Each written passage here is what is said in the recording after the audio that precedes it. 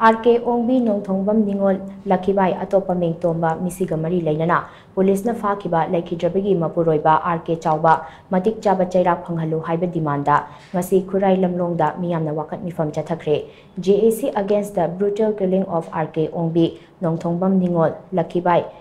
Eli Stombana Sinduna Chathakiba Wakat Mifam Aduda Khuraigi Tongan Mafamdagi Lakpa Miyoi Kayana Saruk Yaki Wakat Mifam Aduda Lakibai Misi Yaningde Amadi Chenaba Mapuroiba Matik Chaba Chairak Piyu Haiba Yauna Tongan Ba Wahai Kaya Iba Placard Sing Sizinaki Wakat Mifam Aduga Mari Lainana JAC gi convener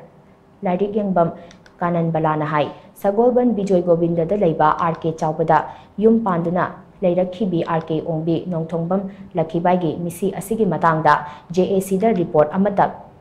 Piraktriba Asi JAC na Yamna Hakchinna Lawi Police custody da Leiriba RK Chauba Maragi Matung Inna capital punishment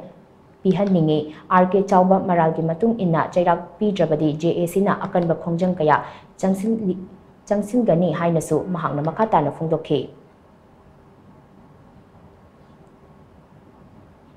Nupibu hekta sanapot ke type ta sanga na tong na daba thaba miyobigi samasta miyobigi khunai da tong na daba asigumba listat amabu makutu hanba ngamroi daba nupi amada duki matik tamthina hatu piraga masa mathanda thuri yalga sijabani society ni haina khongdorappa ngamiba nupado ma ekoi JAC gi maikai dagidi ma matik chaba hakpa chairak sibagi dandi bawa phangan janinge adubu masigi Lengak na paliba lengak na mamang da kaya masigumba crime mayamam thengnagre adubu ngachi phawada madugumba hakpa chairak piba amata thengnagidri aduna ekoina pamjabadi hairiba Lakhimbai hatpa nupa RK Chauba che sibagi dandi pihaninge aduna police ki maikai dagi su athubai matamda mahaki report che Makari Maramgi Halibano Haiba Tui Matamda Bibirakuna Langla Langjin Tidokpada Achoma Mateng Pangbiu Adu Natabataragadi Ekoi